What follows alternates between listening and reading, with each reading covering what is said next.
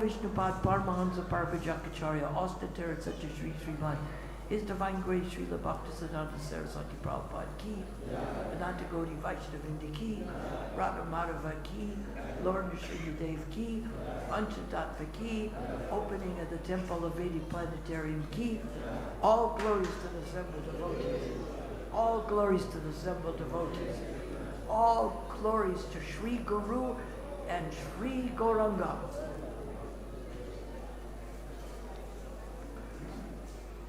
So now we will chant the invocation, and in your mind I want you to concentrate on which invocation you want. It can either be the first 5 words of the first canto of Srimad Bhagavatam, the first 5 words of the second canto of Srimad Bhagavatam, or it can be the mantra that Dhruva Maharaj chanted in the forest. You think in your mind which one of those 3 you want, and I guarantee you'll get your wish. Here it goes. Om Namo Bhagavate Vasudevaya. Om Namo Bhagavate Vasudevaya. Om Namo Bhagavate Vasudevaya. Om Namo Bhagavate Vasudevaya. I did that to show that we can get to the same place or get different goals achieved by the same process. And we'll think about in this verse. Today we are going to read from the 3rd canto, the 24th chapter, the 17th verse. And there will be a test on some of the things that come here. I will call on people. Here we go.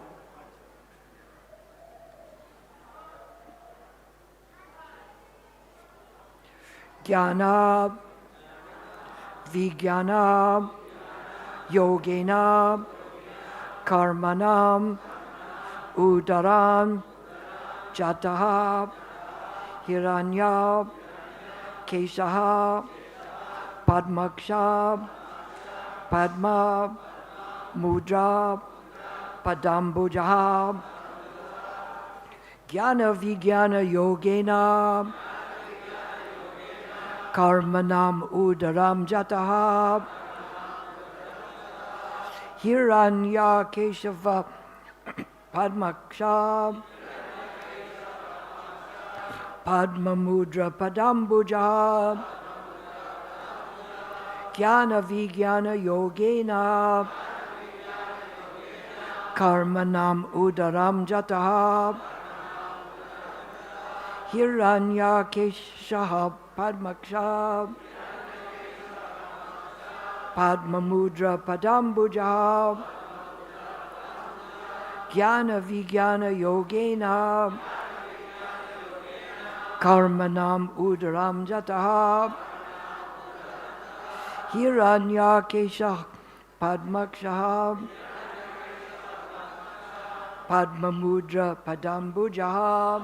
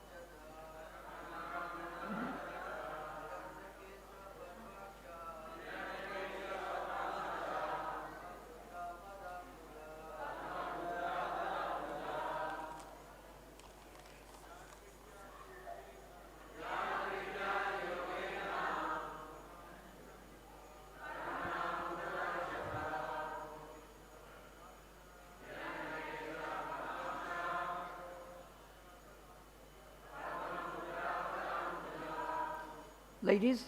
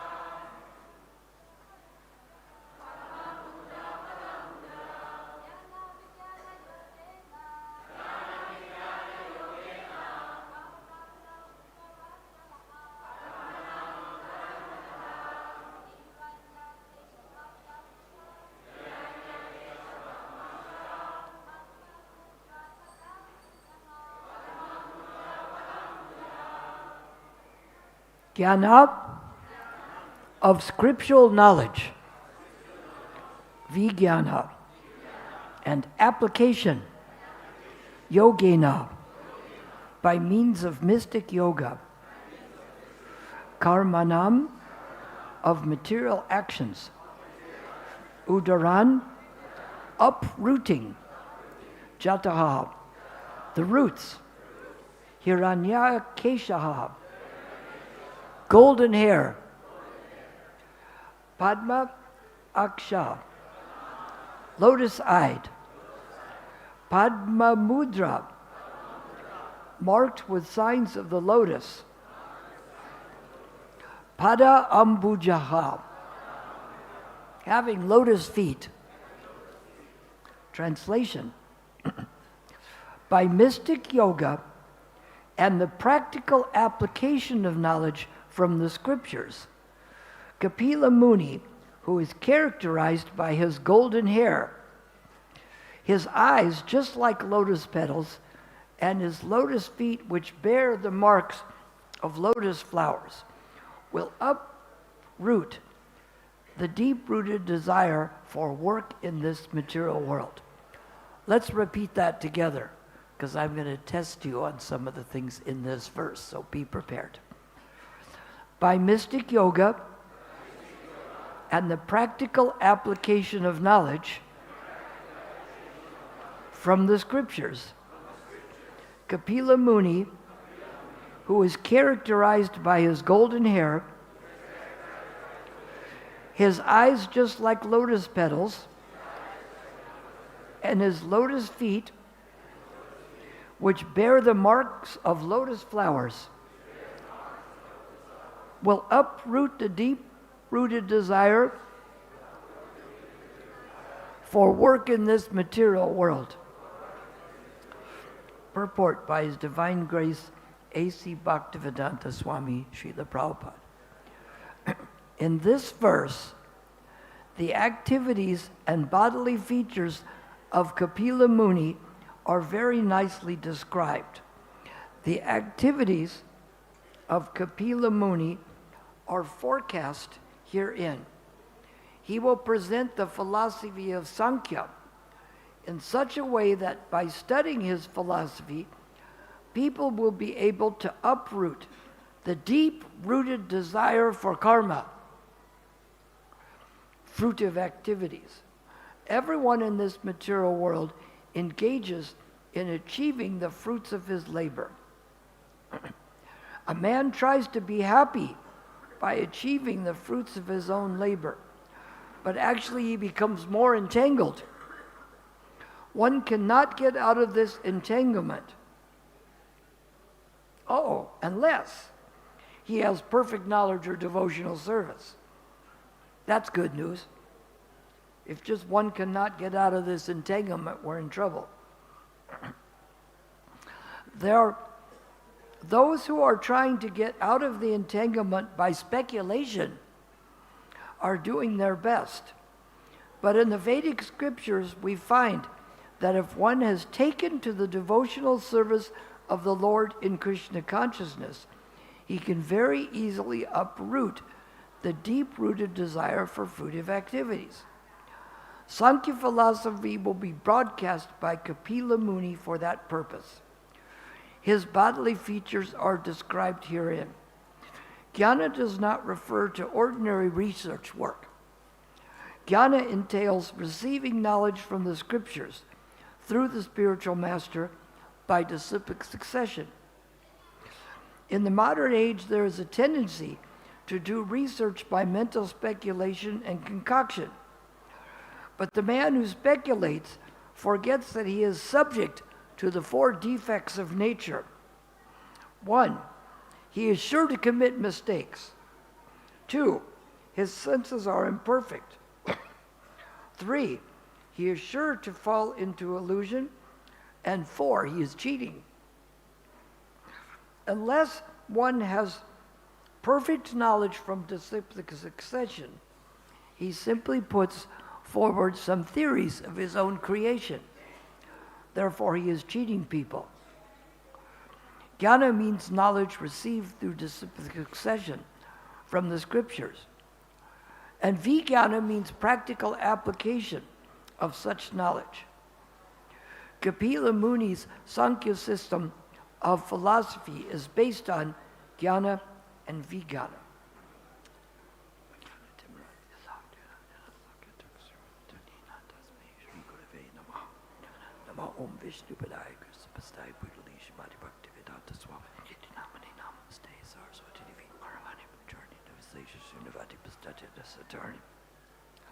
So here we're reading about understanding the Sankhya philosophy taught by Kapila Muni.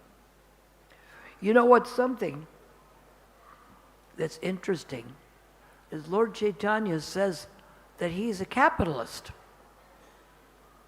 Don't answer that yet. I want you to think on this a while, what that means. Because generally, what does capital mean?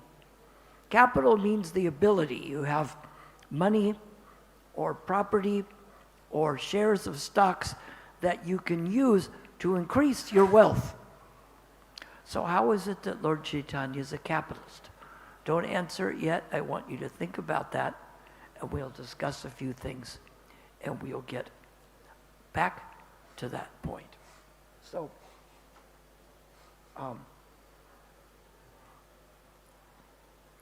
the Sankhya philosophy basically is analytical study.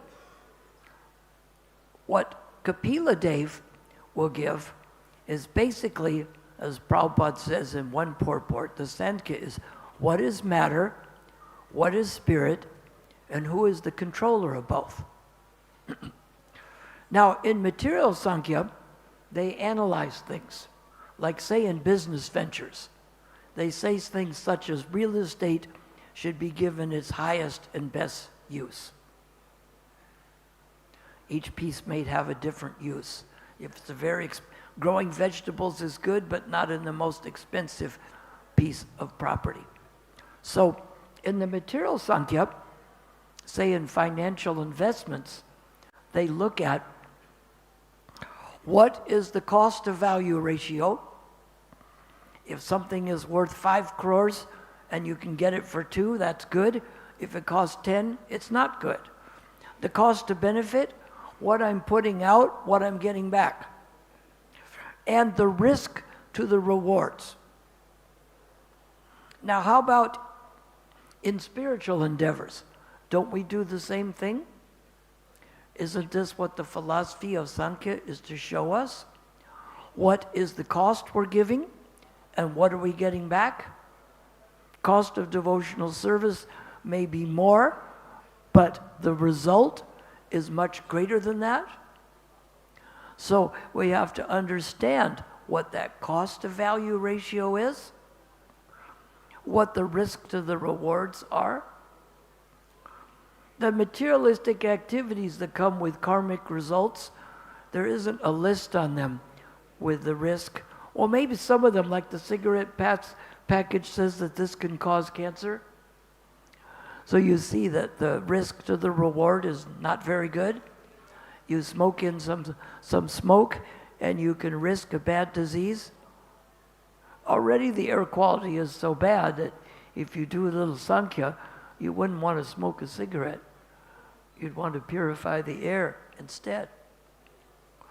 So we find that the same qualities are necessary in the spiritual endeavor. Is it not true? So how do we approach this? In the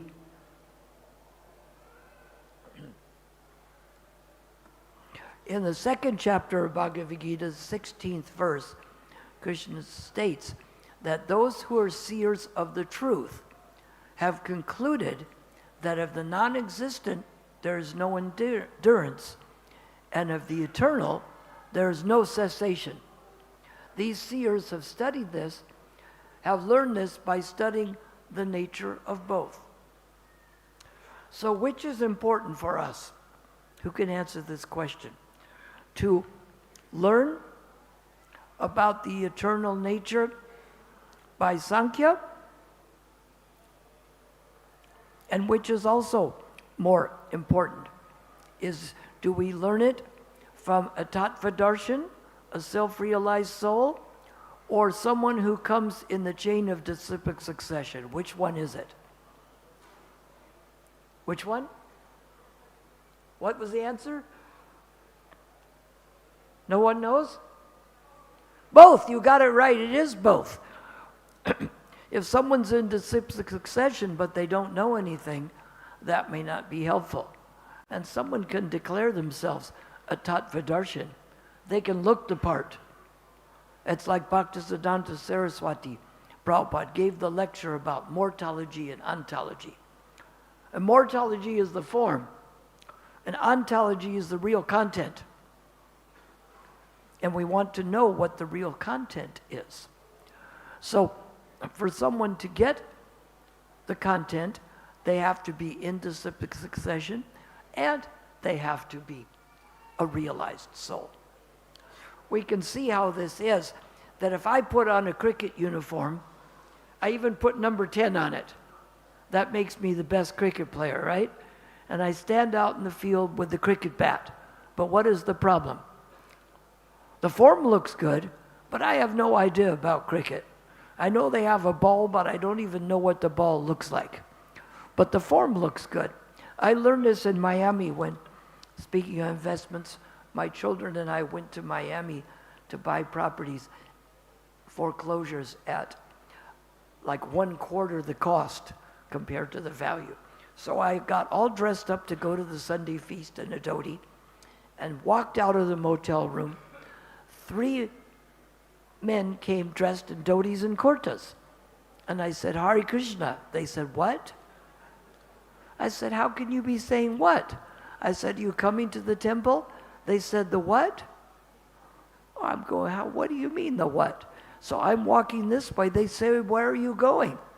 They said, the toga party is in here. Because the Greeks would have a toga party dressed in something, maybe it's not exactly like a dhoti and a kurta, but that's what they were wearing. So the form looked the same, but the content was not as good. I may have not done well in the toga party, but they would have been worse coming to give the lecture, right? You would ask them, can you give the lecture about Srimad Bhagavatam? They would say, the what? But the form looks good. So we have to have someone who's coming into succession. Krishna says, Evam parampara praptam imam rajarishi vidu. The knowledge was imparted into succession. But they also have to be the Tattva-darshan. So at this point, we wonder, even Arjuna asked the question of Krishna, which is better, to do the analytical study, Sankhya, of material and spiritual nature, or to practice devotional service? Who knows what Krishna says? It goes back, yes. Both. That's why in the beginning I said that which mantra do you want? The Om Namo Bhagavate Vasudevaya is the same for all 3. Krishna says that one who applies himself well to one achieves the results of both. So we need to have some analytical study, and we need to have some practical knowledge. Just like if you're going to bake a cake, it's important to have the practical knowledge, yes? But if we come over to get your cake and you said, yes, I studied the recipe, did you perform practical application of baking the cake? No, but I studied the recipe very well.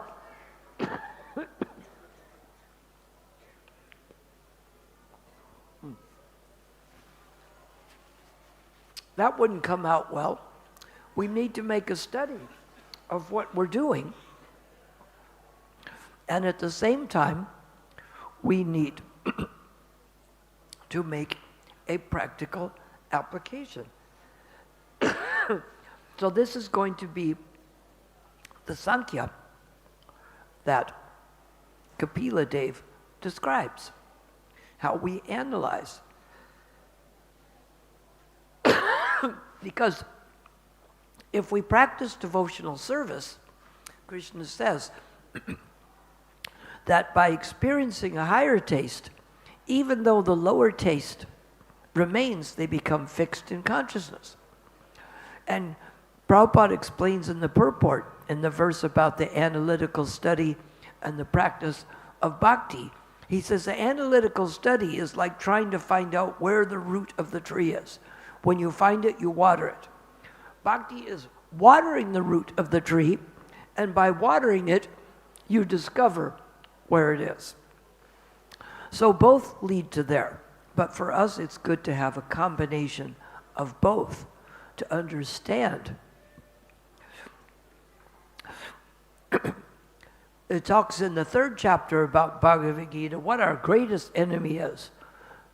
What drives us to perform sinful activities, almost against our own will. And of course the answer is lust. And Krishna explains that the way to conquer this is to use deliberate spiritual intelligence. Now what does deliberate mean? Deliberate means you gain all the facts, and then you perform Sankhya, you analyze. Okay, this looks good, but what is it really? Like there's signs up that say, beware of brokers selling property. But what if they sell you the property for half price, but you don't get a proper deed? Did you get it for half price? No, you only got cheated for half the money. But it looks good, half price. This is why Krishna, the whole Bhagavad Gita is basically, you know, in Christianity they say you're going to hell if you don't practice this. Krishna basically gives the risk to reward and the cost to value of certain activities and certain conditions according to the three modes of material nature and lets you decide. Krishna says in the end that you can do as you wish, but he says to deliberate. He says deliberate fully. Just like in a court of law, they said you speak the truth, the whole truth, and nothing but the truth. Just like if I grab one of your keys and I'm running out the door and you grab me and take the keys, someone says, oh, he's Kshudi and he took his keys away. But it's not the whole truth. The truth is I stole his keys first. So that's why he says deliberate fully. Because if we only deliberate partially, we end up with the wrong conclusion. Let's deliberate a brief explanation of the happiness in the three modes. It says that in the beginning, happiness in the mode of goodness is poison. It says in the mode of ignorance that happiness in the mode of ignorance is also poison. And it says that for the mode of passion, it is nectar in the beginning. What is the obvious conclusion? The happiness in the mode of passion is the best. Because in the beginning, the goodness is like poison. The ignorance is like poison, but in the beginning, the passion is like nectar. Now I've made an analysis. Is my analysis correct and thorough? I made an analysis about the beginning. This is the way most people analyze it, isn't it? Wow, that member of the opposite sex looks good. I have to get involved with them no matter what the cost, right? After all, it's happiness in the beginning. That's all that's important. Is that true? Most people think that way, don't they? So why isn't it true? What did I fail to do? What? Oh, is that important, what takes place later? Oh, it is. See, that's it. I have to complete the analysis. Because in the mode of ignorance, it's also poison in the end. In the mode of passion, it's like nectar in the beginning, but it's poison in the end. I may sell it to you for half the price, but it's 1/10 the value. The risk to reward ratio is not good. That's why you deliberate fully. Prabhupada says, like you climb on a plane flight from here to New York, you can't decide, I think I'll go to Africa now. Certain choices, you have free will, but when you make certain choices, you're bound to the result. So you have to deliberate fully. The mode of passion is going to be poison in the end. Is that true? Do people get sex desire and act on it indiscriminately? And then do they suffer poison in the end? Some of the rich people thought, well, we'll go to an island and we'll have sex with underage girls and no one will ever know, right? Except now that it comes out. So it may have been some kind of happiness in the beginning, but as Krishna says, for someone who's been honored, dishonor is worse than death. Now all of a sudden they're accused of doing something that, so we have to think something through. You have to have a different mindset. Prabhupada says if you want to advance spiritually, we think I could die today. But if you want to enjoy materially, you think I'm never going to die. That's the way you need to think when you want to enjoy materially. But what's the problem with that? The chances of me never dying are not very good. Is it 10%? The chance I won't die, is it 50%, 10%, or 0, the chance that I won't die? It's probably 0, right? Or do I get an exemption? No. So you have to think that way to enjoy. The person has to think, look, what I do, no one's going to see this. And then when it comes out and everybody reads about them in a file, now what? You just go back in the past and change it? You can't change the present by going to the past, but we can change the future by doing what is correct now. So that Sankhya means we have to analyze it fully. And we look at it. What's going on? People think with the different modes of nature. We have to look at the whole picture. In the second chapter, Krishna explains that while contemplating the objects of the senses, one develops attachment for them. From such attachment, lust arises. From lust, anger occurs. From anger becomes delusion. From delusion, bewilderment of memory. When memory's bewildered, intelligence is lost. When intelligence is lost, we fall down into the material world. Does that look like it's getting worse as it goes on? So when do we think of it? Krishna mentions in the third chapter about karma yoga that from the very beginning we curb this lust by regulating the senses. You regulate the senses as to what they're going to do.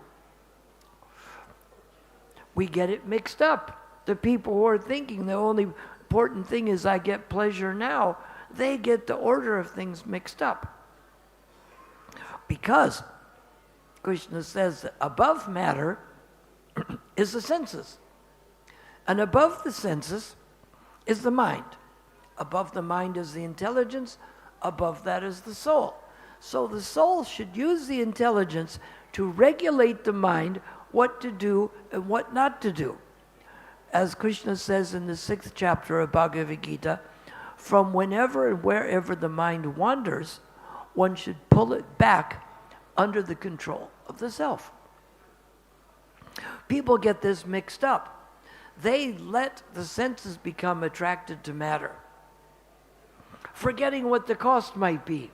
Sure, I get 10% of the pleasure, but I'm going to pay 100 times the price. Is that good? I'll give you a 500 rupee note right now, and you don't have to pay me till tomorrow. I'll tell you tomorrow what the cost is. Is that good? I'll do it right now.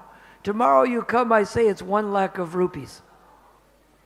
But we do material activities this way. We sign up for it without knowing what the cost is. If I say, I'll give you the product today, tomorrow I'll tell you the cost. Is that good? These things, we know they come with a cost, but it doesn't come with a label explaining that. So the senses are attracted to the matter, and then the mind becomes absorbed in thoughts of how to enjoy. And instead of the intelligence directing the mind how to go to Krishna, the mind tries to get the intelligence to find the ways and the means to fulfill my desires. A man walked up to the woman and says, "You come here often? You seem very cute. Can we spend some time together?" Or the woman says the same thing, and they're just thinking, how can I satisfy my senses? At what cost? Because even though it's true, we have to think about the result later. Most people don't. Whole governments are run this way. They call that with the CIA the blowback. The thing that they do to solve the problem creates a bigger problem than the original problem. We quite often find this, that we have material desires, but with a sick mind, our solution is even a bigger problem than the problem was. we have the problem with lust in the mind, so we just go and grab a member of the opposite sex. Now the solution is a much bigger problem than the original problem is. Big, important people go to the island and have sexual relations with underage girls. So far, so good. It's like jumping off the top of the building. You go to the TOVP and you jump off. Halfway down, you think, no problem yet, right? But when you hit and you get the result, that's when the problem comes. So this Sankhya, this deliberating, means that we have to start the day. We have to put the mind on a leash. Here. Here's where it is. You put it on here, and you pull it back under the control of self. Hare Krishna, Krishna Krishna, Hare Hare, Hare Rama, Rama Rama, Hare Hare. And just like with the material investments, people analyze what is going to be a good return with little risk. People buy fixed deposits, which is a bond fund. People buy stocks that pay dividends. And some people buy capital growth stocks, that the stock is supposed to increase in value, but doesn't pay so much. If you want money out, you have to sell it. And who determines whether it increases in value? Do you determine that? Or do some other factors determine that? What if I could give you a capital appreciation investment that you determine how the value goes up? Would that interest you? Would it? And we have to understand these again through the disciplic succession and through the tattva darshans, because remember, we had 4 defects. Anybody remember one of those defects? Imperfect senses. Anybody doesn't have imperfect senses? What's another one? Cheating. And what's a third one? Make mistakes. And what else? How about those? So we have to look at it. So we use capital to, if you have a piece of property, you can sell it or borrow against it to buy more shares or to buy more property. And you can get so many things with these shares. So why does Lord Chaitanya say that he's a capitalist? Because just like materially, somebody may own a company, but he's not allowing you to invest in that, even if you have money. So how is it that Lord Chaitanya is the capitalist? Because here's the difference. It's spiritual capital. And with the spiritual capital, there's different investments we can make.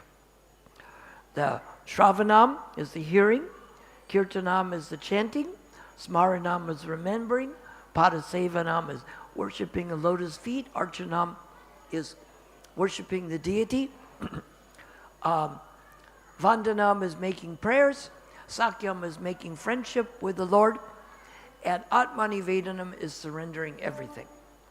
And either one of these singularly is a good investment, but the best thing is just to invest in the whole fund, all 9 processes together. And the difference was, if you buy some shares in a company, you have to check to see if the external factors or the internal factors made that value go up and down. But by you putting more devotion and more surrender, you can make your spiritual capital go up. Why is the spiritual capital better than the material? Because the material, you can buy things, quite often they get you in trouble. Right? The one man sang a song, I'm just a simple man. I only really want 4 things in life. Older whiskey, younger women, faster cars, and more money. That goes along with live fast, die young, and leave a beautiful body behind. Because all those things will simply kill someone. So he's using this capital for a negative investment. But with the spiritual capital, you have the choice of saying, okay, if I concentrate on my rounds and I surrender, the value goes up on this based on what I put in it. The other investments don't do that. You have to look at what the market conditions are, what that country does, and whatever Donald Trump and other politicians do can make it better or worse. And you don't have the ability to understand in that. And there's certain things that cannot be bought no matter how much capital you have. Elon Musk is is probably the richest person in America. Rothschilds have lots of money. But there's certain capital that this money will not buy. How about Satchit Ananda, eternity, knowledge, and bliss? Can you buy that for a lakh of rupees? Crore? Maybe if you invest it in the TOVP, but that turns the material capital into spiritual capital. If you keep it for yourself, you can't buy these things.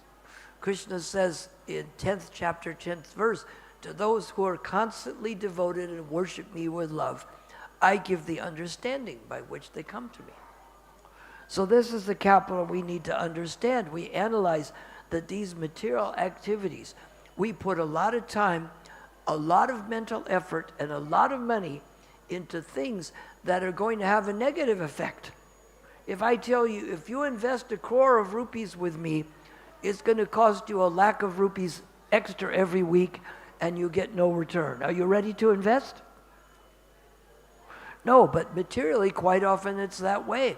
We invest in activities that simply create more pain and suffering, and we had to pay with mental anguish, money, and time. But the spiritual capital makes us happy, joyous, free. Things also, what do you get with the spiritual capital? You get the things like sarupya, salokya, sampiya, sharsti. You can end up with the opulences. You get a form like the Lord. You understand what your original swarup is. You get to live on the planet of the Lord. These things only come through the spiritual capital. So the Sankhya is to understand how these material activities are entangling us. Just like when people understand, Prabhupada says in purports in the chapter about the 3 modes of material nature, that when someone understands how these modes are working, he can make the influence cease.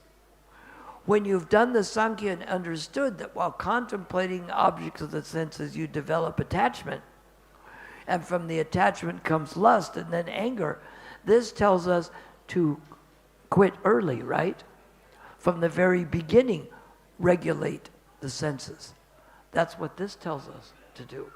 We learn from that. People don't have the proper information. People become bad drunks. They have 1 drink, then they have to have a second, a third, a fourth, 10, and number 12. So maybe they don't get drunk till somewhere between about 4 and 7 of the drinks. So which is the drink that is the bad one? The first one. Because the first one puts you in the mode of ignorance, and from that, it creates more of it. Just like chanting the Hare Krishna mantra, we got a taste, we want to do more of it. The same works the other way around. Once they enter into that system, that mode starts working, and then they have to have more. So they find it's easier for a person to have no alcohol than to just have 1 or 2 drinks, because that may cause them to get into more trouble. So we have to understand how we're misusing our spiritual and financial capital to invest in pain, suffering, and repeated birth and death. Those don't sound good because they're not. When we could be investing in the spiritual capital, and you get the choice of how much to invest. You can't do that with something else. You can't call up Reliant Industries and say, I would like to invest 100 crores in your company. They say, how much money do you have? None. You actually have to have the 100 crores to invest in it. But spiritually, to get the spiritual capital, you just have to surrender and practice these processes of devotional service. And it's up to you how much you can increase it. So the Sankhya means to understand the cost to benefit ratio between the material activities and the spiritual ones. And by doing that one, we will make the right choice. If I say, here, you can have a 500 rupee note for 1 crore of rupees. Or if I say, you can have a 500 rupee note for 100 rupees, which one do you take?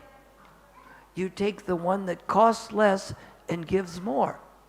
So even though it's some pain in the beginning, it's what we call cathartic. It's the kind of pain of the material activities leaving us.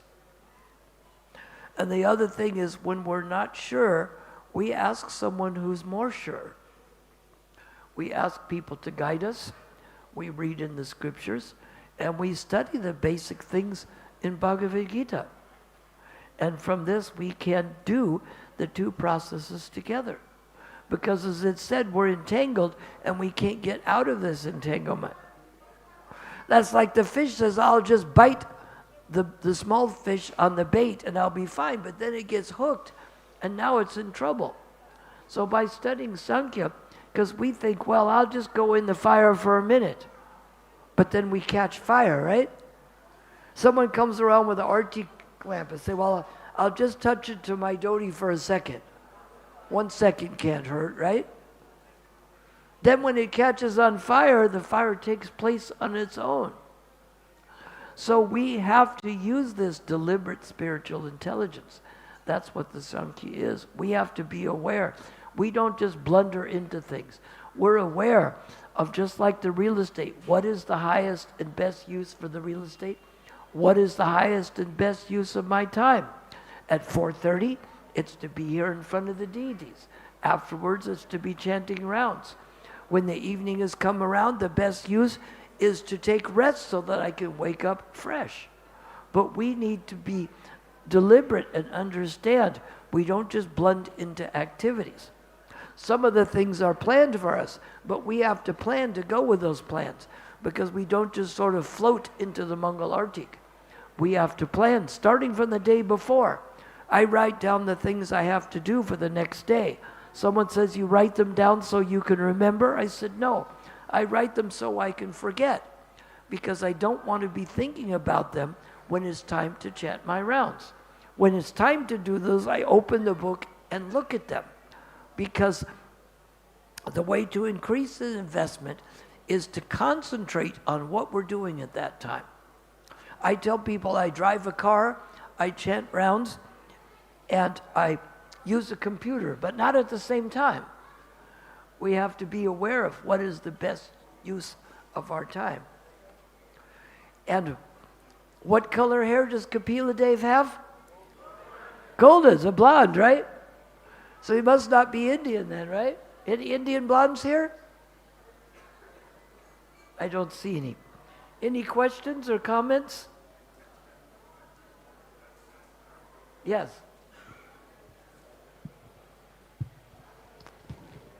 One devotional investment that maybe not everyone's so aware of, but it's from the Padma Purana, Aradhanam Sarvesham Vishnu Aradhanam Param Tajmat Parataram Devi Tadiyanam Samacharan. This is Lord Shiva to Durga Devi. Although the Vedas recommend worship of the demigods, worship of Lord Vishnu is topmost. However, above the worship of Lord Vishnu is rendering service to the devotees related to Lord Vishnu.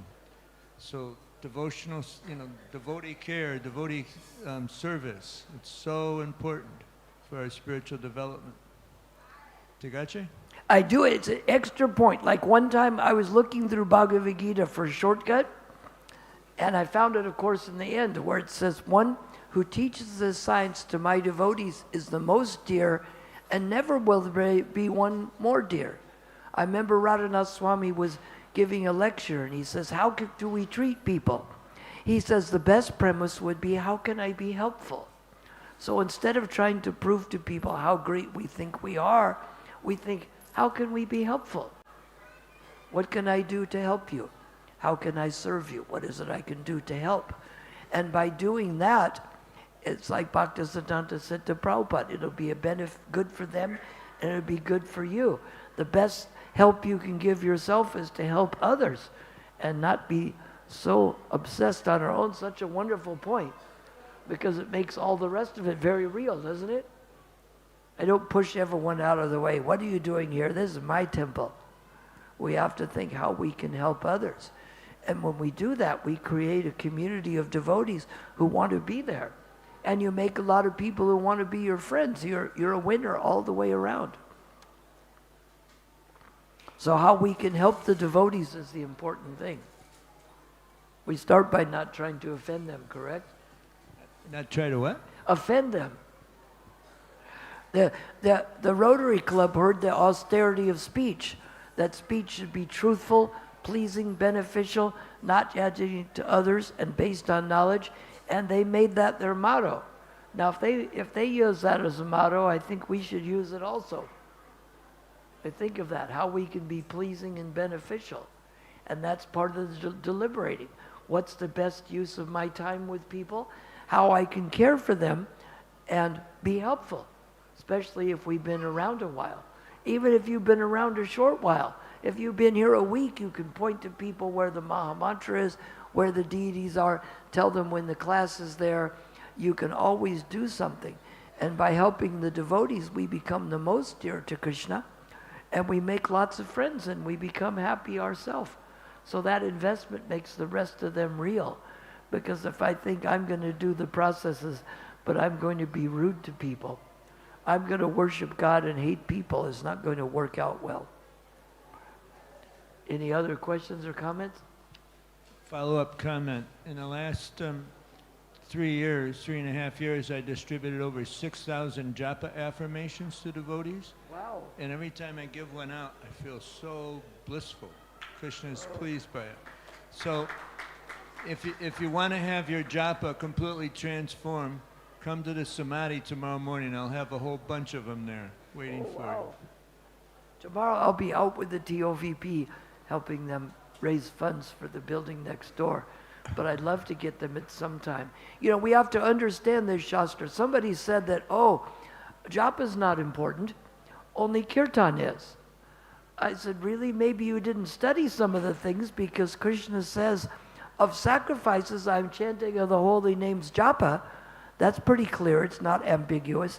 And at the time of initiation, Prabhupada asks you, how many rounds do you chant? So there's no Shastric evidence that chanting of rounds is not important. Obviously, it's the other way around. I have a good quote in that regard. Yeah. Madhya 22, 113. This is Smartavya sadatam Vishnor Vishmartavyo najatuchit Sarve vidhi nasheda shur etayor kinkara. One should always remember Krishna, and one should never forget Krishna. All the rules and regulations of Shastra are simply servants of these two principles. And in the purport, Prabhupada says, if you want to remember Krishna, you need to chant Hare Krishna. A few sentences later, he says, of all the orders of the Guru, the chanting of 16 rounds is the most essential. In other words, it's the most important. I think based on those three things, Prabhupada saying it's the most essential, Krishna says that of sacrifices he is chanting of japa, and Prabhupada asking an initiation proves that it is obviously important. So we have to study these things. If we don't study them and know them, we will be convinced of something that's not true. Any other comment? Yes.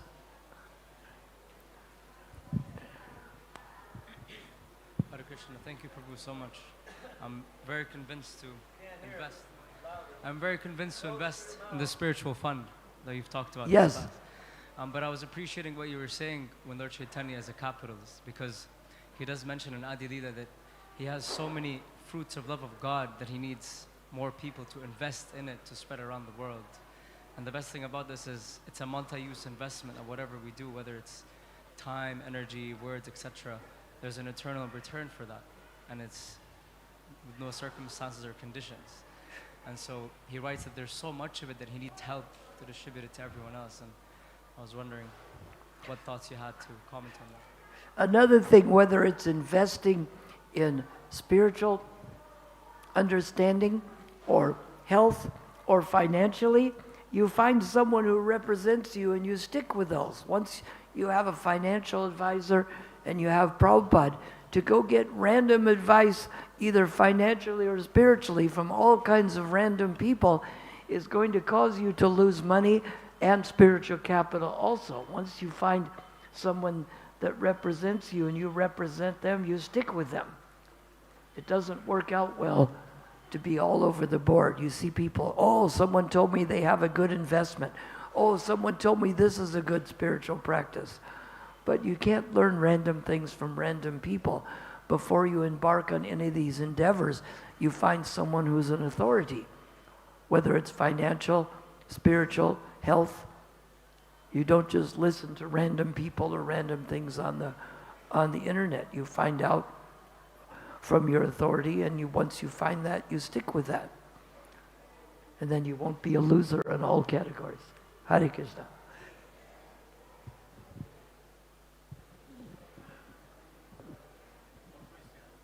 Yes. Hare Krishna Prabhu, thank you for your wonderful class. I want to know how you come in Krishna consciousness, and first time you see